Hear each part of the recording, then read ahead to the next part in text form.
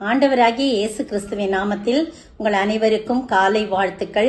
இந்த புதிய மாதத்தில் நாம் சந்திக்கிறோம் என்பதிலே பெரும் மகிழ்ச்சி அடைகிறேன். இந்த 316 சேனல் மூலமாக ஆண்டவர் இந்த நாளிலே ஆவியானவர் கொண்டு என்ன உரைக்கிறாரோ அதை நாம் ஆராய்ந்து பார்க்க தலைகளை தாழ்த்தி நாம் செபிப்போம். சகல கிருபை உள்ளவரே, சர்வ சிருஷ்டியின் சந்தோஷமே, சோத்திரம் செய்து துதித்திடுவேன், சந்தோஷத்துடனே வாழ்த்திடுவேன். அல்லேலூயா அல்லேலூயா அல்லேலூயா என பாடிடுவேன், ஆனந்தமாய் முன்னேறிடுவேன். மரண சரீரம் மாற்றப்பட்டு மகிமை சரீரம் ஆகிடவே, மகிமையினால் என்னை நிரப்புகின்றீ, மரண பயத்தை நீக்குகிறீ. மகிமையினால் என்னை நிரப்புகிறீ, மரண பயத்தை நீக்குகிறீ.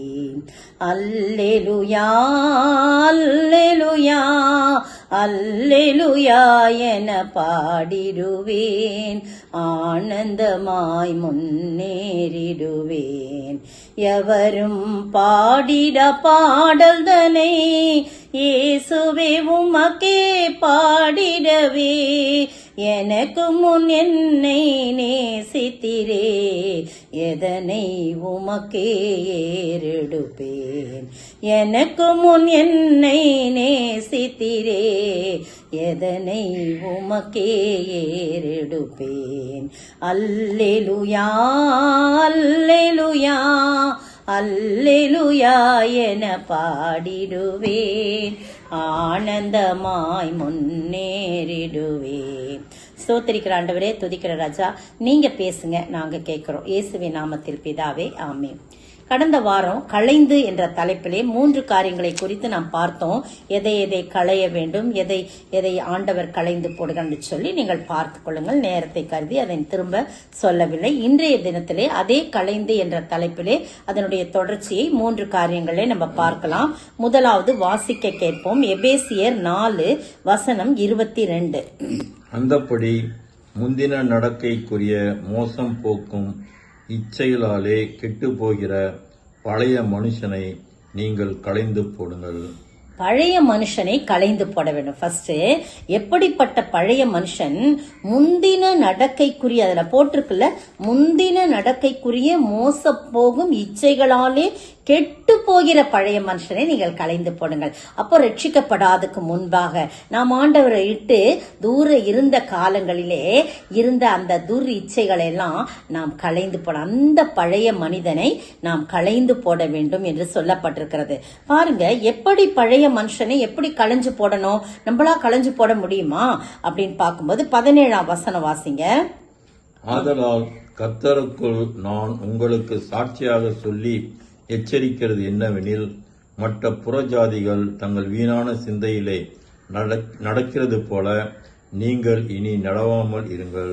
பாருங்க, 17-24 வரைக்கும் பழைய வாழ்வு புதிய வாழ்வுன்ற ஒரு தலைப்பு கூட நம்ம கொடுக்கலாம். பழைய மனிதன் அல்லது புதிய மனிதன் அப்படின்ற ரெண்டு தலைப்பை நம்ம கொடுக்கலாம். பாருங்க, இது என்ன சொல்லப்பட்டிருக்கு?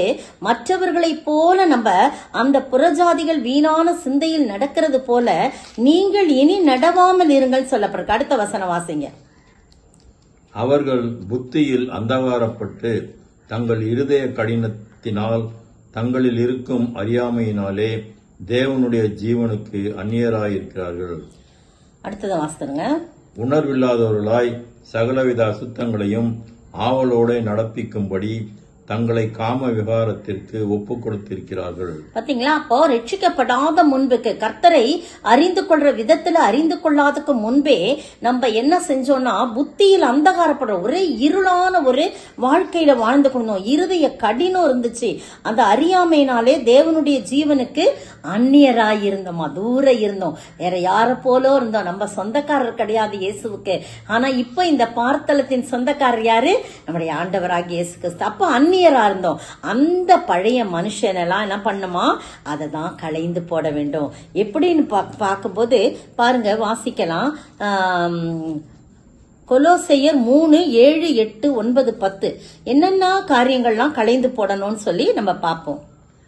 நீங்களும் முற்காலத்தில் அவர்களுக்குள்ளே சஞ்சரித்த போது அவைகளை செய்து கொண்டு வந்தீர்கள். இப்பொழுதோ கோபமும் மூர்க்கமும் பொறாமையும் உங்கள் வாயில் பிறகலாகாத தூஷணமும் வம்பு வார்த்தைகளுமாகிய இவைகளையெல்லாம் விட்டுவிடுங்கள். ஒருவருக்கு ஒருவர் பொய் சொல்லாதிருங்கள். பழைய மனுஷனையும் அவன் செய்கைகளையும் களைந்து போடுங்கள்.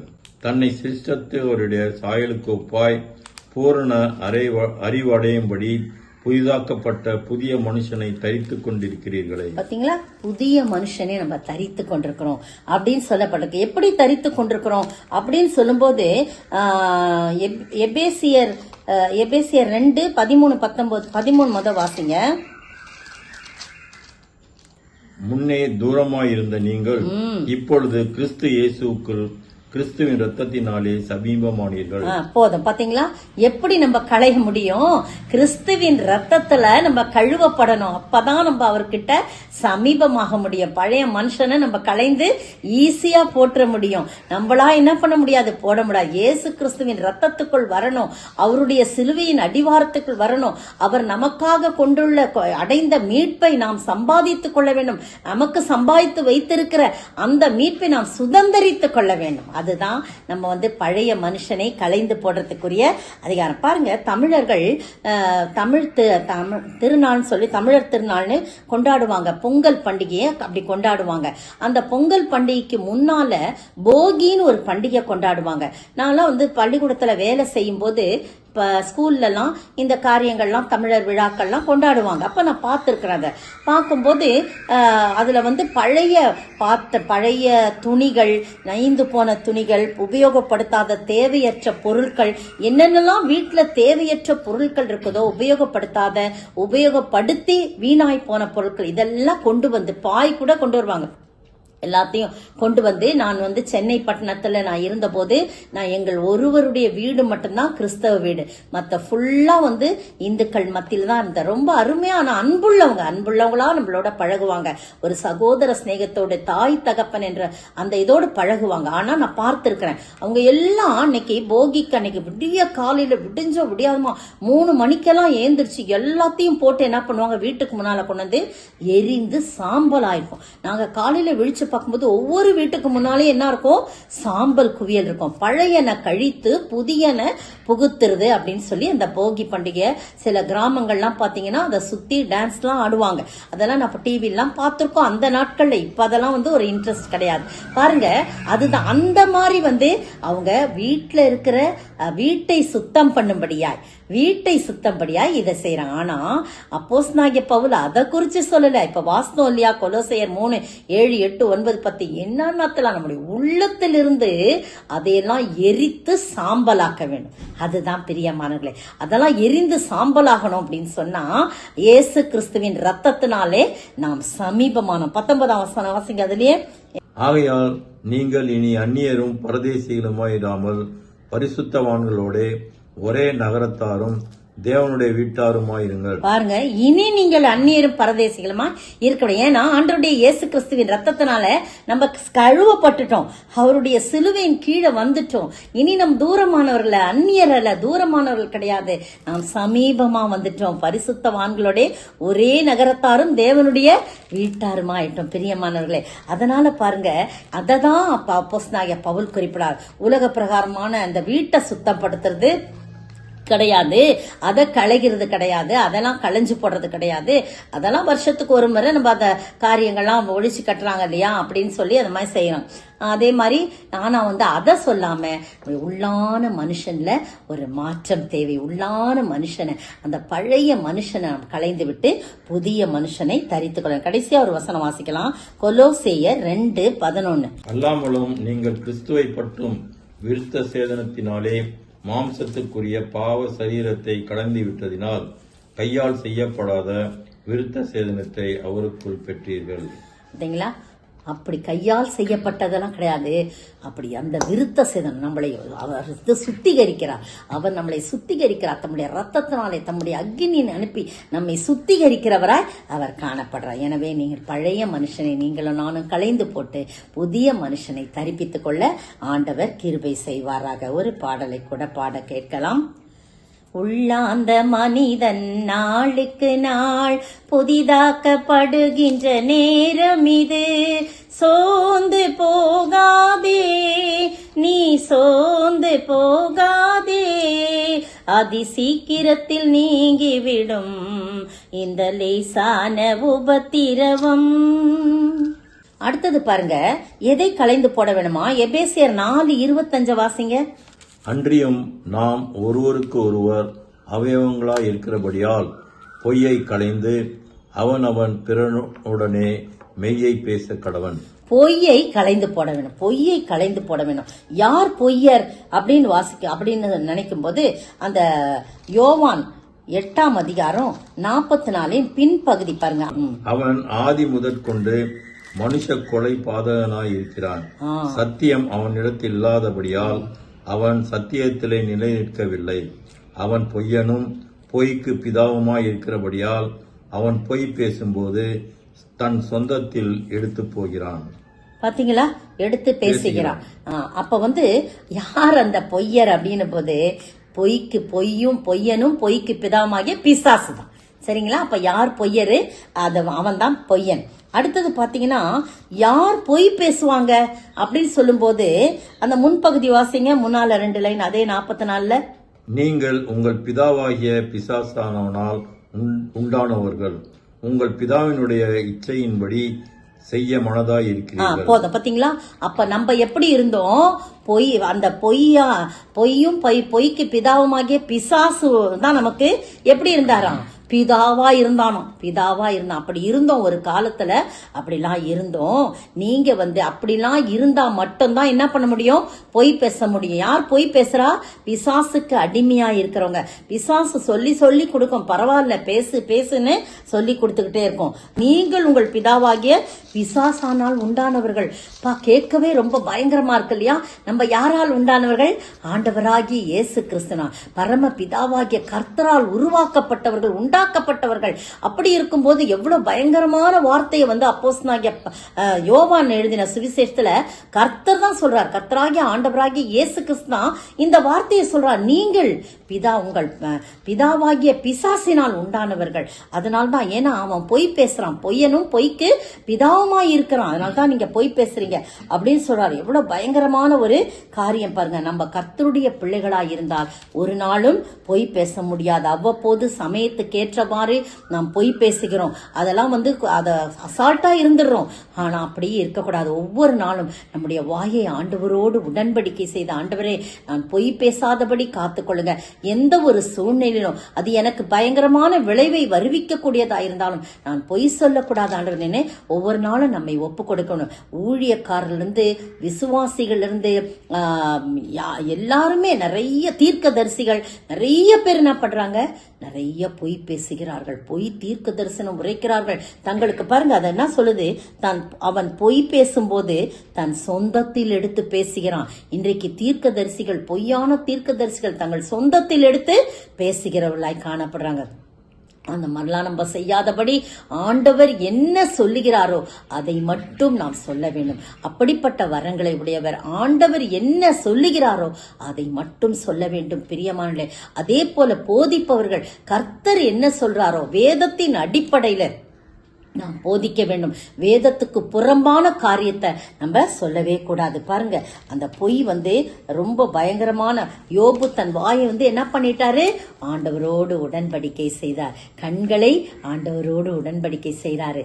எவ்வளவு பாத்தீங்களா? அது போல நம்ம ஒவ்வொரு நாள் காலையிலும் ஆண்டவரோடு நம்முடைய உறுப்புகளை ஒப்பு கொடுக்க வேண்டும். ஏன் பொய்ய களைய வேண்டும் அப்படின்னு சொல்லப்பட்டிருக்கு. ஒருவருக்கொருவர் நாம் அவயவங்களாய் இருக்கிறபடினால பொய்யை களைய வேண்டும்னு அந்த எபேசியர் 4:25 சொல்லப்பட்டிருக்குது. ஒருவருக்கொரு நம்ம அவயவங்களா இருக்கிறோமா, அப்படி இருக்கும்போது ஏன் ஒருத்தருக்கு ஒருத்தர் விரோதமா நம்ம பொய் சொல்லணும்? இன்னைக்கு பொய் சொல்லி நிலத்தை ஆக்கிரமிச்சுக்கிறாங்க, கோர்ட்டுக்கு போறாங்க, அதுக்கு போறாங்க, உண்மையை பொய்யாக்குறாங்க, பொய்ய உண்மையாக்குறாங்க. ஐயோ, பயங்கரமான உலகமாய் காணப்படுகிற நம்ம வித்தியாசமானவர்களாய் காணப்பட வேண்டும். நமக்கு நாமே விரோதமாய் எழும்பப்படாது. நம்ம எல்லாரும் ஒரே அவயவங்களாய் காணப்படுறோம். பாருங்க, கொலோசையர் 3:9 வாசிங்க, முன்பகுதியை மட்டும். ஒருவருக்கொருவர் பொய் சொல்லாதிருங்கள். பாருங்க, ஒருவருக்கொருவர் பொய் சொல்லாதிருங்கள். நான் ஒரு இடத்துல வேலை பார்த்தேன். வேலை பார்க்கும்போது அந்த அதிகாரிக்கு நம்ம கீழ்ப்படிஞ்சு இருக்கணும் இல்லையா? அப்ப அப்படி இருக்கும்போது சில பேர் நேரத்தை வீணடிக்கிறதுக்கு முக்கியமா வேலை செஞ்சுட்டு இருக்கும்போது அந்த மாதிரி உள்ள வரலாமான்னு கேட்டு வரும்போது அப்படி முன்னாடியே சொல்லி இது மாதிரி அவங்க வந்தாங்கன்னா இல்ல அப்படின்னு சொல்லிடுன்னு சொல்லி வச்சிருக்காரு. அப்படி நான் போய் இல்ல அவர் இல்ல வேலை விஷயம் முக்கியமா வேலை காரணமாக இன்னொரு டிபார்ட்மெண்ட்டுக்கு போயிருக்கேன், அப்படி ஏதாவது ஒன்னு சொல்லணும். அப்ப நான் ஒரு நாள் நான் கேட்டேன் என்னுடைய அதிகாரி கிட்ட, நான் தினந்தோறும் வரும்போது பொய்யெல்லாம் சொல்லக்கூடாதுன்னு நான் ஜெபிச்சுட்டு வருவேன், ஆனா இங்க வந்தா ஒரு நாளைக்கு 3 தடவையாவது பொய் சொல்ல வேண்டியதா இருக்குது, எனக்கு அது ரொம்ப கஷ்டமா இருக்கு அப்படின்னு சொல்லும்போது அப்போ அவர் சொன்னாரு, this is called white lies அப்படின்னு சொன்னார். அது அந்த பொய்யெல்லாம் நம்மள ஒன்னும் இல்ல, அது தப்பா கிடையாது. இது என்ன செய்யறது, அவங்க நம்ம நேரத்தை வேஸ்ட் ஆக்குறாங்க, நம்மளுடைய நேரத்தை போக்கடிக்கிறாங்க, தேவையற்ற காரியங்களை பேசுறாங்க, அதனாலதான் நான் சொல்றேன். ஆனா அதுவும் கூட தானே ஆண்டவருக்கு பிடிக்காது, அதனாலதான் நான் சொல்றேன் அப்படின்னு சொல்லி எனக்கு ஒரு சொல்லுவார். ஆனா எனக்கு அதுல உடன்பாடு இல்லை. ஆனா அப்படி கூட நம்ம என்ன பண்ண, நானே கூட ரொம்ப முக்கியம், ரொம்ப தூக்கம் வரும் சில வெள்ள, அப்பதான் அசதியா படுத்திருப்போம். அப்ப யாராவது வருவாங்க, நல்லா தூங்குற நேரம் தான் அது, தூங்கல ஆனா தூக்கம் வர நேரம் படுத்துட்டோம். அப்ப யாராவது வந்தாங்கன்னா நான் தூங்குறேன்னு சொல்லுப்பா அப்படின்னு சொல்லியிருக்கேன். உண்மைதான், நம்ம உலகத்துல இருக்கிறோம் இல்லையா, நான் தூங்குறேன்னு சொல்லுங்கப்பா. ஆனா நான் தூங்கிட்டு தான் இருப்பேன், ஆனா தூங்கல, ஃபுல்லா நானு தூங்கல. ஏஞ்சி முக்கியமா ஏதாவதுன்னா பரவாயில்ல, எப்படியா இருந்தாலும் ஒடியார வேண்டியதுதான். ஆனா தேவையில்லாம கொஞ்ச நேரத்தை ஸ்பெண்ட் பண்ணோன்ட்டு நம்ம சொல்றோம் தான். ஆனா அது கூட நம்ம சொல்லக்கூடாது. நம்ம ஒரு வித்தியாசமானவர்களாய் காணப்பட வேண்டும் பிரியமானவர்களே. அது ரொம்ப கஷ்டம் தான், ஆனாலும் நம்ம ட்ரை பண்ணிக்கிட்டே இருக்கணும். களைஞ்சு போட்டுட்டு என்ன செய்யணும் அப்படின்னு சொல்லும் போது நீங்க பாத்தீங்கன்னா 23:24 எபேசியர் 4:23-24 வாசிங்க. உங்கள் உள்ளத்திலே புதிதான ஆவி உள்ளவர்களாகி மெய்யான நீதியிலும். ஒரு நிமிஷம், உங்களுடைய உள்ளத்திலே புதிதான ஆவியுடையவர்களா மாறணுமா? களைந்து போட்டுட்டு அடுத்த என்ன செய்யணும், உள்ளத்தில் புதிதான ஆவி உடையவர்களா. புதிதான ஆவினா என்ன அப்படின்னு போது வாசிக்கலாம். மெய்யான நீதியிலும் பரிசுத்தத்திலும் தேவனுடைய சாயலாக சிருஷ்டிக்கப்பட்ட புதிய மனுஷனை தரித்துக் கொள்ளுங்கள். பாத்தீங்களா, அந்த புதிதான ஆவி என்ன, மெய்யான நீதி, அதுதான் ஆண்டவரே நீதி.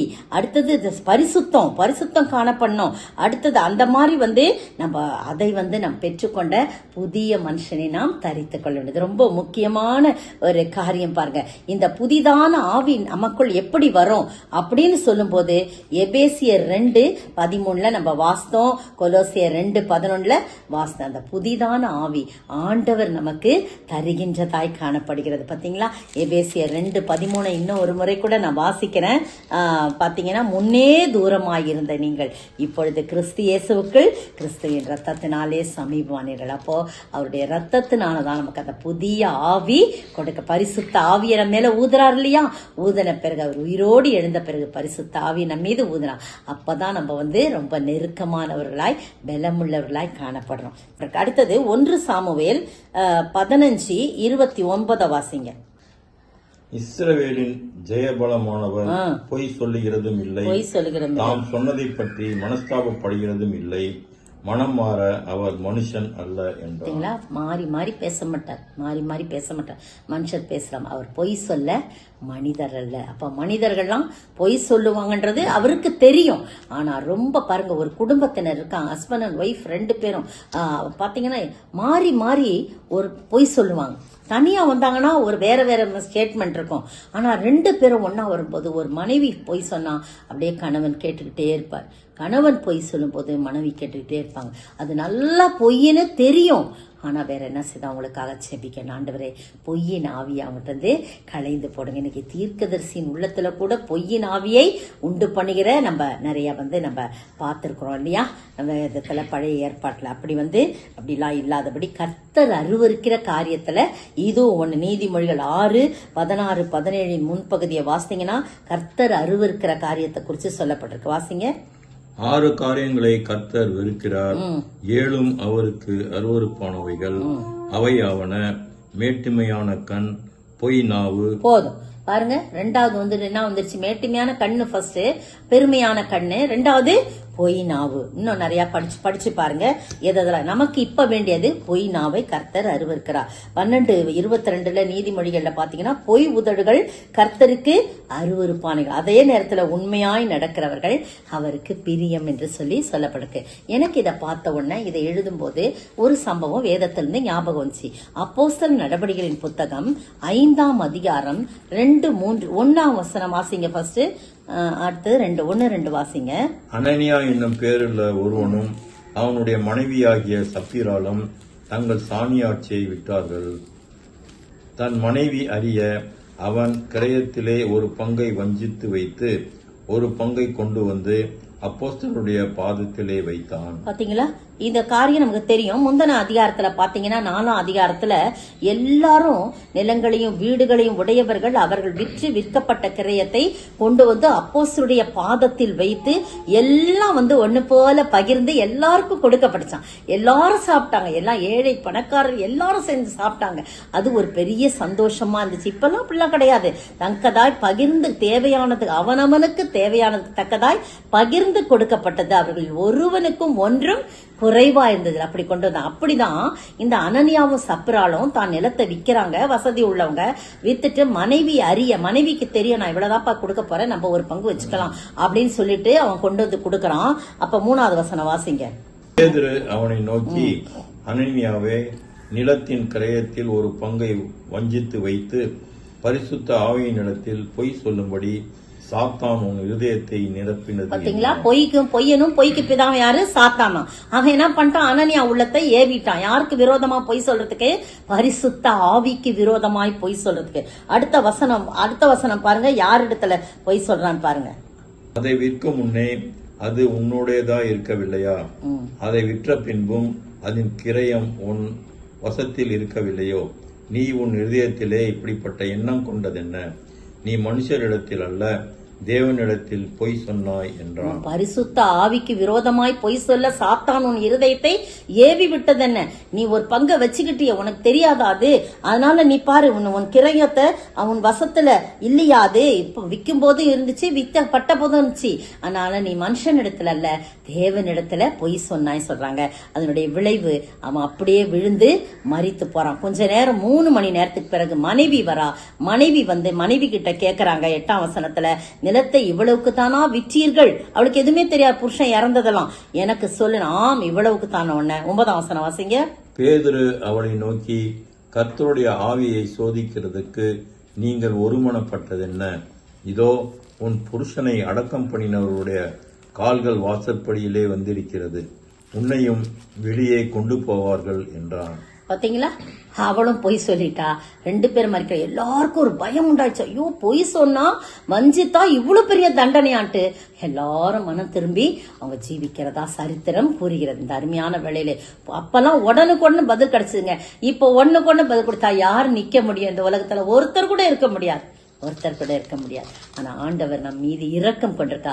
இந்த இரக்கத்தை நமக்கு சாதகமா பயன்படுத்தி கொண்டு இஷ்டத்துக்கு பொய் பேசாதபடி, இஷ்டத்துக்கு வஞ்சிக்காதபடி, ஒரு சகோதரிக்குள்ள வஞ்சிக்கிறாங்க. எவ்வளோ பயங்கரம் இருக்குது. நம்ம கர்த்தருக்கு பயப்படுறதுனால அதெல்லாம் செய்யறதில்ல. ஏதோ ஒரு சில நேரத்துல ஏதோ தவறுதலா ஏதா பொய் சொல்லிட்டா உடனே அது வாதிக்குது. ஆண்டவரே நான் தெரியாம இதை செஞ்சுட்டேன்னு அவரோட மன ஒப்புரவாகி மன்னிப்பை பெற்று இருந்தா மட்டும்தான் நம்ம ஆண்டவரிடத்துல போக முடியும். அதை நீங்க எல்லாம் எக்ஸ்பீரியன்ஸ் பண்ணியிருப்பீங்க, நானும் பண்ணியிருக்கேன். அருமையான வேளையில நீங்க கடைசியா பாருங்க, அந்த என்ன செய்யணுமா, பொய்யை களைந்து 4:25 பின்பகுதி என்ன சொல்லுது, மெய்யை ஒவ்வொருவனும் அவனவன் பிறனுடனே மெய்யை பேச கடவனு 4:25 பின்பகுதி சொல்ல. அதனால பொய்யை களைந்து மெய்யை தரித்து கொள்ள வேண்டும். அப்படிப்பட்ட ஆசீர்வாதத்தை பெற்று வாழ ஆண்டவர் கிருபை செய்வாராக. ஒரு பாடலை கூட பாடலாம்.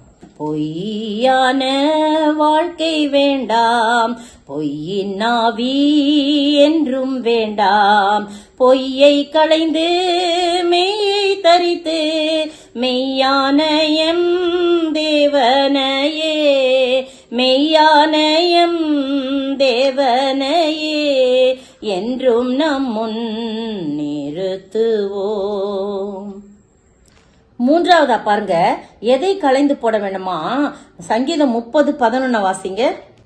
என் புலம்பலை ஆனந்த களிப்பாக மாற பண்ணினீர், என் மகிமை அமர்ந்திராமல் உம்மை கீர்த்தனம் பண்ணும்படியாக நீர் என் இரட்டை களைந்து போட்டு மகிழ்ச்சி என்னும் கட்டினால் என்னை இடை கட்டினீர். என் இரட்டை களைந்து போட்டுனா, இரட்டைனா இந்த சாக்கு மாதிரி ரொம்ப துக்கமா இருக்கும்போது என்ன பண்றாங்க, எல்லா ராஜாக்கள் முதற்கொண்டு தங்களுடைய வஸ்திரங்களை கழட்டி போட்டு இரட்டை உடுத்தி கொண்டு சாம்பலை பூசிக்கிட்டு அப்படி உட்காந்துருக்காங்கன்னு பாக்குறோம் நிறைய இடத்துல, உபவாசம் பண்ணும் போது எல்லா சமயத்திலையும்.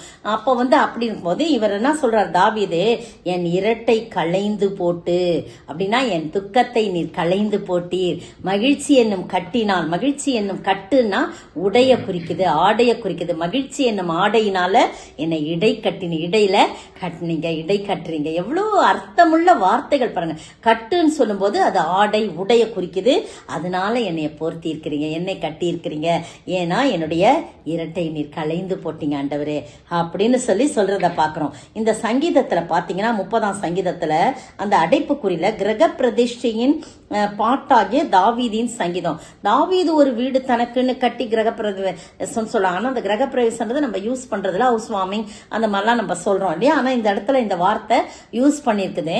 ஆனா இது என்னன்னா ஆலய பிரதிஷ்டைன்னு சொல்லி சரித்திரம் சொல்றாங்க. சரித்திரம் ஒரு விளக்கம் சொல்லப்படுது. ஆலய பிரதிஷ்டையின் போது தாவீது இந்த பாட்டை நன்றி பாடலா பாடுறான்.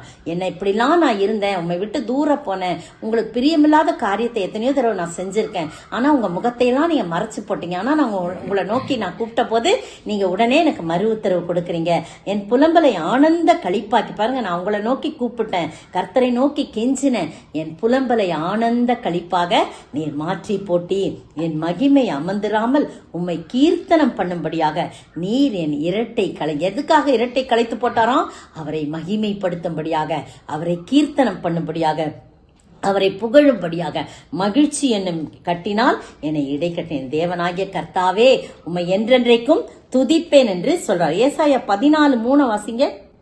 கர்த்தர் உன் துக்கத்தையும் உன் தத்தளிப்பையும் நீ அடிமையாக்கப்பட்டிருந்த கடினமான அடிமைத்தனத்தையும் நீக்கி உன்னை இழப்பார பண்ணுவார். ஆமா பாத்தீங்களா, உன் துக்கத்தை உன் அடிமைத்தனத்தை எல்லாவற்றையும் மாற்றி போட்டு உன்னை இளைப்பார அமைதிப்படுத்த பண்ணுவார் என்று சொல்லப்படுது. இது சொல்லும் போது எனக்கு எஸ்தரின் சரித்திரம் ஞாபகம் வச்சு. எஸ்தர்ல மொர்தெகாய் வாசல்ல உட்கார்ந்து இருக்கான், ஆமானுக்கு மரியாதை கொடுக்கல, ஆமான் ராஜாவுக்கு அடுத்தபடியா இருக்கான், அவன் போகும்போது வரும்போது உட்கார்ந்து இருக்கான், மரியாதை கொடுக்கல இவன் அப்படின்ட்டு அவன் ரொம்ப கோபமா இருக்கான். இந்த யூத ஜனங்களை எப்படியாவது அழிக்கணும்னு சொல்லிட்டு ராஜா கிட்ட போய், நம்ம ஊர்ல நம்ம நாட்டுல ஒரு விதமான டைப் ஆஃப் பீப்புள் இருக்கிறாங்க, அவங்க ஒரு மாதிரி பட்டவங்க அப்படி இப்படின்னு சொல்லி இவங்களை அழிக்கணும்னு ராஜா கிட்ட நயவஞ்சகமா பேசி என்ன பண்ணிட்டான், கடிதம்லாம் வாங்கிட்டான். அந்த கடிதம்லாம் வாங்கிட்டு அஞ்சற்காரர்கள் அந்த யூதர்களை அழிக்கும்படியாக போறாங்க. வாசிக்கலாம், எஸ்தர் 3:15 பின்பகுதி பாருங்க. அந்த கட்டளை சூசான் அரண்மனையில் பிறந்தது. ராஜாவும் ஆமானும் குடிக்கும்படி உட்கார்ந்தார்கள். சூசான் நகரம் கலங்கிற்று. பாத்தீங்களா, அந்த கட்டளை அரண்மனையில பிறந்தது. அஞ்சற்காரர்லாம் என்ன பண்ணிட்டாங்க, தீவிரமாய் புறப்பட்டு போறாங்க. இவங்க 2 பேர் ஜாலியா குடிக்க உட்கார்றாங்க. அங்க சூசான் நகரம் கலங்கிற்றுன்னு பாக்குறோம் பாருங்க. ஆனா ஆண்டவர் கூட இருந்தாரு. எஸ்தர் ராஜாத்தி மொர்தெகாயின் சொற்படி கேட்டு நல்ல உபவாசம் பண்ணி ஆண்டவரை நோக்கி செபித்த போது எல்லா காரியங்களையும் ஆண்டவர் விடுதலை கொடுக்கிறார். எஸ்தர் 8:15 படிங்க. மொர்தெகாய் இளநீலமும் வெள்ளையுமான ராஜ வஸ்திரமும் பெரிய பொன்முடியும் பட்டும் இரத்தாம்பரமும் அணிந்தவனாய் ராஜாவினிடத்திலிருந்து புறப்பட்டான். சூசான் நகரம் ஆர்ப்பரித்து மகிழ்ந்திருந்தது. கொஞ்ச நேரத்துல பாருங்க, கொஞ்சம் இடைவெளியில ஏன்னா சீக்கிரத்துல அந்த காரியங்கள்லாம் நடக்குது. அவங்க போய் அழிச்சிட போறாங்க. அதுக்குள்ள எஸ்தர் ராஜாத்தி கடகடன் காரியங்கள்லாம் செய்யறா. உன் மன்றாட்டு என்ன, உன் வேண்டுதல் என்ன, நீ சொல்றபெல்லாம் கேட்பேன்னு சொல்றாரு. எல்லா காரியம் முடிஞ்சிச்சு. மூலையில உட்கார்ந்த முர்தெகாய் அரண்மனையில உட்கார்ந்துக்கார். ராஜ வஸ்திரம் தரித்த நாள் சூசா நகரம் ஆர்ப்பரித்து மகிழ்ந்தது. அடுத்த வசனம் பாருங்க. இவ்விதமா யூதருக்கு வெளிச்சமும் மகிழ்ச்சியும் களிப்பும் கனமும் உண்டாயிற்று. வெட்டப்பட்டு கொல்லப்பட போகிறவர்களுக்கு என்ன நினைச்சா? வெளிச்சமும் மகிழ்ச்சியும் களிப்பும் கனமும் உண்டாயிற்றுன்னு போட்டு 9:1 வாசிங்க எஸ்தர். ராஜாவின் வார்த்தையின்படியும் அவனுடைய கட்டளையின்படியும் செய்யப்படுவதற்கு ஆதார் மாதம் என்கிற 12ஆம் மாதம் 13ஆம் தேதியிலே யூதரின் பகைஞர் அவர்களை மேற்கொள்ளலாம் என்று நம்பினார்களே. அந்நாளில்தானே யூதரானவர்கள் தங்கள் பகைஞனை மேற்கொள்ளும்படிக்கு காரியம் மாறுதலாய் முடிந்தது. யூதரானவர்களை இவங்க மேற்கொள்ளணும் நினைச்சாங்க. ஆனா யூதர்கள் இவர்களை மேற்கொண்டு அழித்து போட்டாங்க. நீங்க ஃபுல்லா நீங்க படிச்சு பாருங்க. காரியம் மாறுதலாய் முடிந்தது. அரண்மனையிலேயே அவ்வளவு பேரை 600 பேரை கொல்றாங்க. திருப்பி கேட்கிற ராஜா திருப்பி 300 பேரை கொல்றாங்க. எல்லா காரியமே இவங்களுக்கு விரோதமாக வந்தவங்க காரியம் மாறுதலாய் இவங்களுக்கு முடிந்தது. கடைசியா ஒரு வசனம் வாசிக்கலாம். அதே எஸ்தர் 9:21 வாசிங்க. வருஷந்தோறும் ஆதார் மாதத்தின் 14ஆம் 15ஆம் தேதிகளை யூதர் தங்கள் பகைஞருக்கு நீங்களாக்கி இளைப்பாறுதல் அடைந்த நாட்களாகவும் அவர்கள் சஞ்சலம் சந்தோஷமாகவும் அவர்கள் துக்கம் மகிழ்ச்சியாகவும் மாறின மாதமாகவும் ஆச்சரித்தார்கள். பாத்தீங்களா? அவங்க துக்கம் சந்தோஷமா மாறிச்சு, அவருடைய சஞ்சலம் சந்தோஷமா மாறிச்சு. உங்களுக்கும் எனக்கும் இனிமே நம்ம துக்க வஸ்திரம் தரிக்க கூடாது. அதை களைந்து போட்டு மகிழ்ச்சி என்னும் சந்தோஷமான வஸ்திரத்தை தரித்து கொண்டு ஆண்டவருக்கு முன்பாக தைரியமாய் நாம் நடை போட வேண்டும். அப்படிப்பட்ட ஆசீர்வாதத்தை கர்த்தர் நமக்கு கட்டளையிடுவார். ஒரு உண்மை சம்பவத்தை மட்டும் சொல்லி முடிக்கின்றேன். மார்ட்டின் லூத்தர் ஒருமுறை மிகவும் துக்கமா, அவருக்கு ரொம்ப துக்கமா இருக்கிறார். அப்படியே இடிஞ்சு உட்காரார், சாப்பிடல, ஒன்னும் பண்ணல, அப்படியே உட்கார்ந்துருக்காரு. அப்போ உன்னுடைய மனைவி கருப்பு நிற ட்ரெஸ் பண்ணிட்டு வந்து பக்கத்துல நிக்கிறாங்க. ஏன் கருப்பு நிற ட்ரெஸ் போட்டிருக்க? யாரும் இறந்துட்டாங்களா? ஆமா நம்முடைய இயேசு கிறிஸ்து திரும்பவும் மரிச்சிட்டாரு அப்படின்னு சொன்னா அப்படியே ஆச்சரியமா பாக்கணும். ஆமா, இயேசு மரிச்சா மாதிரி நீங்க இப்படி உட்கார்ந்து இருக்கிறீங்க, அதனால்தான் நான் அந்த துக்க வஸ்திரம் போட்டுட்டு வந்தேன் அப்படின்னு அவர் தன்னுடைய தவறை உணர்ந்து அதற்கு பிறகு அந்த துக்க வஸ்திரத்தை களைந்து போட்டு ஆண்டவருடைய மகிழ்ச்சி என்னும் வஸ்திரத்தை பிடித்து கொண்டு விசுவாசத்தோடு அந்த சம்பவம் அது முடிஞ்சுதான் அவர் அந்த சம்பவத்துல படிச்ச லுத்தர் சத்தத்துல. எனவே பிரியமானவர்களே, உங்களுடைய துக்கம் என்னுடைய துக்கம் சந்தோஷமாய் மாறும். எனவே துக்க வஸ்திரத்தை நாம் களைந்து போடுவோம். எந்த நிலையில் இருந்தாலும் ஆண்டவருடைய சமூகத்திலே நாம் ஆண்டவரை பற்றி கொண்டு வாழ ஆண்டவர் தாமே கிருபை செய்வாராக. ஆமீன். உங்கள் துக்கம் சந்தோஷமாய் மாறும். உங்கள் கவலைகள் கண்ணீர் எல்லாம் மறைந்துவிடும். கலங்காதே மகளே, நீ கலங்காதே மகனே, கலங்காதே மகனே, நீ கலங்காதே மகளே. ஸ்தோத்திரிக்கிற ஆண்டவரே, துதிக்கிற ராஜா, கத்தாவே நாங்கள் கத்தாவே எதையெல்லாம் களைந்து போட வேண்டும் என்று சொல்லி நாங்கள் தியானித்த வசனத்தை நாங்கள் உட்கொண்டு ஆண்டவரே அப்பா தகப்பனே அதை மீண்டும் மீண்டுமாய் நாங்கள் சொல்லி பார்த்து அதெல்லாம் களைந்து போட வேண்டியதை களைந்து போட்டு கர்த்தாவே நாங்கள் உமக்குள்ளாய் சந்தோஷமாய் சமாதானமாய் மகிழ்ச்சி என்னும் உடையை தரித்து கொண்டு உமக்கு முன்பாக கம்பீரமாய் நிற்கும்படியாக சாத்தானுக்கு இடம் கொடுக்காதபடி பொய்யை களைந்து ஆண்டவரே தகப்பனே துக்க வஸ்திரத்தை நாங்கள் களைந்து போட்டு நீர் கொடுக்கின்ற அந்த மகிழ்ச்சி என்னும் வஸ்திரத்தை உடுத்திக் கொண்டு வாழ நீர் உதவி செய்ய வேண்டுமாய் ஜெபிக்கிறோம். கேட்டுக்கொண்டிருக்கிற ஒவ்வொருவரையும் ஆசீர்வதிச்சு கர்த்தாவுடைய வாழ்க்கைக்கு இந்த வசனம் இந்த வார்த்தைகள் பிரயோஜனமாய் இருக்க நீர் உதவி செய்வீராக. எல்லாவற்றையும் நேச கரத்தில் ஒப்படைக்கிறோம். இயேசுவின் நாமத்தில் ஜெபிக்கிறேன் பிதாவே, ஆமேன்.